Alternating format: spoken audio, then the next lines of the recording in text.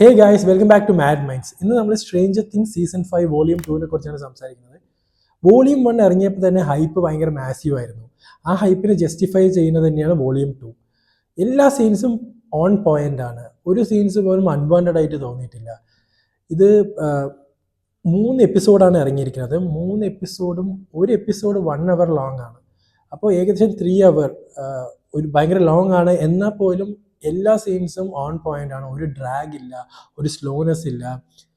ഈ ചില ക്യാരക്ടേഴ്സ് തമ്മിൽ ഭയങ്കര ലോങ് കോൺവെർസേഷൻസ് ഉണ്ട്. ലോങ് കോൺവെർസേഷൻസ് ആയിട്ട് പോലും നമുക്കൊരു ബോറടിക്കോ ഇല്ലെങ്കിൽ ഒരു ഡ്രാഗോ തോന്നുന്നില്ല. പിന്നെ എനിക്കിതിൽ ഇഷ്ടപ്പെട്ട ഒരു കാര്യം എന്താണെന്ന് വെച്ചാൽ എല്ലാ ആൾക്കാരും ഡിഫറെൻറ്റ് പ്ലേസിൽ സ്പ്ലിറ്റ് ചെയ്തിട്ടുണ്ട്. ചില ആൾക്കാർ ഹോക്കിൻസിലുണ്ട്, ചിലവർ അപ്സൈഡ് ഡൗണിലാണ്, ചില ആൾക്കാർ വെക്നയുടെ മൈൻഡിൽ അകപ്പെട്ടിട്ടുണ്ട്. അങ്ങനെയുള്ള കുറേ സിറ്റുവേഷൻസിലാണ് കടന്നു പോകുന്നത്. അപ്പോൾ ഈ ക്യാരക്ടേഴ്സ് ഓരോരോ പ്രോബ്ലംസ് ഡീൽ ചെയ്യുന്നത് ഡിഫറെൻറ്റ് രീതിയിലാണ്. ആ ഡിഫറെൻറ്റ് രീതി എഴുതി വെച്ചിരിക്കുന്ന രീതി എനിക്ക് ഭയങ്കരമായിട്ട് ഇഷ്ടപ്പെടും. Written really well.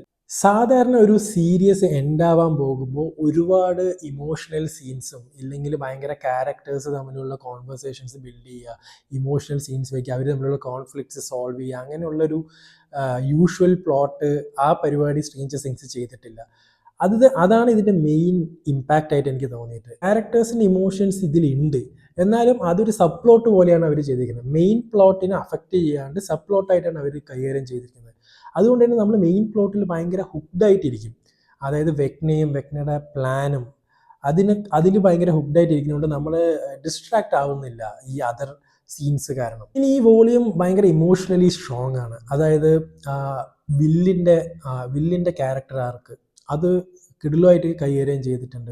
അതുപോലെ തന്നെ മാക്സിൻ്റെ സ്റ്റോറി ലൈൻ നന്നായിട്ട് തന്നെ കൈ ചെയ്തിട്ടുണ്ട്. മാക്സ് വെക്നയുടെ മെമ്മറിയിൽ അകപ്പെട്ടിരിക്കുക, അവിടെ ഹോളീനെ മീറ്റ് ചെയ്യുന്നു.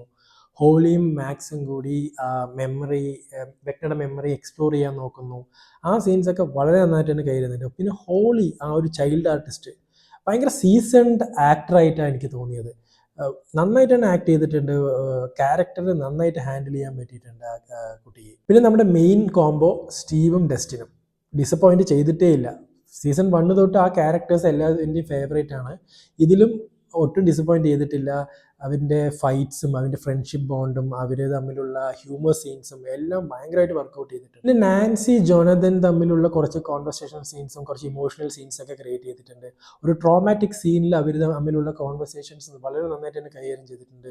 ഒരു അൺനെസസറി സീനായിട്ട് നമുക്ക് തോന്നത്തേ ഇല്ല. പിന്നെ ലെവനും കാലിൻ്റെയും റീയൂണിയൻ അത് നന്നായിട്ട് തന്നെ കൈകാര്യം ചെയ്തിട്ടുണ്ട്. അവർ തമ്മിലുള്ള കോൺവെർസേഷൻസ് ഭയങ്കര മീനിങ് ഫുള്ളാണ്, ഭയങ്കര ഇമ്പാക്റ്റ്ഫുള്ളാണ്. അവർ തമ്മിലൊരു പ്ലാൻ ക്രിയേറ്റ് ചെയ്യുന്നുണ്ട്, ഭയങ്കര ബിഗ്ഗർ പ്ലാനാണ്. ആ പ്ലാൻ എന്താണെന്ന് എനിക്ക് സ്പോയിൽ ചെയ്യാൻ താല്പര്യമില്ല. പിന്നെ ഹോപ്പർ ഭയങ്കര കൺസേർഡ് ആണ് ലെവനുമായിട്ട്. എന്താ വെച്ചാൽ കാലി വന്നതിന് ശേഷം കാലി ഒരു ബാഡ് ഇൻഫ്ലുവൻസ് ആണോ എന്നൊരു ഡൗട്ട് ഉണ്ട് ഹോപ്പറിന്. ഒരു ഭയങ്കര ഇമോഷണലി കൺസേർഡ് ആണ് ഹോപ്പർ ലെവനെ കുറിച്ച്. Then other dimensions, bridges, wormholes എല്ലാം തിയറി ആയിട്ടാണ് നമ്മൾ ഇത്ര സീസണിൽ കണ്ടിരുന്നത്. പക്ഷെ ഇപ്പോൾ അതെല്ലാം എസ്റ്റാബ്ലിഷ് ചെയ്തു, അത് റിയൽ ആണെന്നുള്ളൊരു റിവീലും കൂടി ഈ വോളിയൂമിൽ തന്നിരിക്കുകയാണ്. പിന്നെ സ്ലോലി ഇതൊരു സിംഗുലർ ഗോളിലേക്ക് മാറും. വെക്നനെ സ്റ്റോപ്പ് ചെയ്യണം എന്നുള്ള ഒരു മെയിൻ ഗോളിലേക്ക് എല്ലാവരുടെയും ഫോക്കസ് മാറുന്നുണ്ട്. ആ ഒരു പാർട്ടിലാണ് ഈ സീസൺ എൻ്റെ. ടെക്നിക്കലി ഈ ഷോ ഭയങ്കര ബ്രില്യൻ്റ് ആണ്. VFX ആണെങ്കിലും ആർട്ട് വർക്ക് ആണെങ്കിലും ഇതിൻ്റെ ലൈറ്റിംഗ് ആണെങ്കിലും ഓരോരോ വേൾഡ്സിനും ഡിഫറെൻറ്റ് ടോണും ഡിഫറെൻറ്റ് ലൈറ്റിങ്ങുമാണ് കൊടുത്തിരിക്കുന്നത്. അത് നമുക്ക് ഡിഫറൻഷിയേറ്റ് ചെയ്യാൻ ഭയങ്കര എളുപ്പമാണ്. ഈ ഏത് വേൾഡിലാണ് ക്യാരക്ടേഴ്സ് ഉള്ളതെന്നുള്ള ഡിഫറൻഷിയേറ്റ് ചെയ്യാൻ ഭയങ്കര എളുപ്പത്തിൽ different lighting, different mood create ചെയ്തിട്ടുണ്ട്. പിന്നെ മ്യൂസിക് പ്ലേസ് ചെയ്തിരിക്കുന്ന രീതി അടിപൊളിയായിട്ട് തന്നെ ചെയ്തിട്ടുണ്ട്. എസ്പെഷ്യലി ആ മാക്സിനെ കണക്ട് ചെയ്യുന്ന മ്യൂസിക് പ്ലേസ് ചെയ്തിരിക്കുന്ന രീതി ടോപ്പ് നോച്ചാണ്. ഒരുപാട് ടൂ മച്ച് ആയിട്ട് കാണിക്കുന്നില്ല, എന്നാൽ ഭയങ്കര കുറവായിട്ടും കാണിക്കുന്നില്ല. അതുകൊണ്ട് തന്നെ ആ സീന് ഭയങ്കര ഇമ്പാക്റ്റ്ഫുൾ ആയിട്ടാണ് എനിക്ക് തോന്നിയത്. So everything comes to the finale. So finale episode 2 hour ഉണ്ടെന്നാണ് പറഞ്ഞത്. അതായത് ഏകദേശം ഒരു മൂവി കാണുന്ന ഒരു ഫീല് നമുക്ക് കിട്ടും. പിന്നെ വെക്നൻ്റെ പീക്ക് പവറിലെത്തി നിൽക്കുകയാണ്. അതുമാത്രമല്ല നമ്മുടെ ഹീറോസിലും ഇപ്പം എല്ല് മാത്രമല്ല, വില്ലുണ്ട്, എല്ലുണ്ട്, പിന്നെ കാലി ഉണ്ട്, പിന്നെ അതർ ക്യാരക്ടേഴ്സും ഉണ്ട്. അവർക്ക് വെക്നയുടെ വീക്ക്നെസ് അറിയുന്ന കുറച്ച് ക്യാരക്ടേഴ്സും ഉണ്ട്. അതുകൊണ്ട് തന്നെ ഈ വെക്നയ്ക്കെതിരെ ഒരു നല്ല ഷോട്ട് നമ്മുടെ കയ്യിലുണ്ട്, നല്ലൊരു ഓപ്പർച്യൂണിറ്റി നമ്മുടെ കയ്യിലുണ്ട് ആ പ്ലാൻ സ്റ്റോപ്പ് ചെയ്യാനുള്ളത്. ഹോപ്പ്ഫുള്ളി ഒരു പവർഫുൾ എൻഡിങ് ഈ സീസണിന് കിട്ടുന്നതാണ് എനിക്ക് തോന്നുന്നത്. ഈ സീസണല്ല, ഈ സീരീസിന് ഒരു പവർഫുൾ എൻഡിങ് തോന്നുന്നു. അതായത് വേറെ ക്യാരക്ടേഴ്സ് ഒന്നും ലോസ് ആവാണ്ട് ഒരു നല്ല എൻഡിങ് കിട്ടട്ടെ എന്ന് പ്രതീക്ഷിക്കുന്നു. ഇതൊക്കെയാണ് സ്ട്രേഞ്ചർ തിങ്സ് സീസൺ 5 വോളിയം 2നെ കുറിച്ച് എൻ്റെ അഭിപ്രായം. നിങ്ങളും ഈ എപ്പിസോഡ്സ് കണ്ടിട്ടുണ്ട് എന്നുണ്ടെങ്കിൽ നിങ്ങളുടെ തോട്ട്സ് കമൻറ്റിൽ ഷെയർ ചെയ്യുക. ഇതുപോലുള്ള കൂടുതൽ റിവ്യൂസ് കാണുന്നുണ്ടെങ്കിൽ ഞങ്ങളുടെ ചാനൽ സബ്സ്ക്രൈബ് ചെയ്യുക.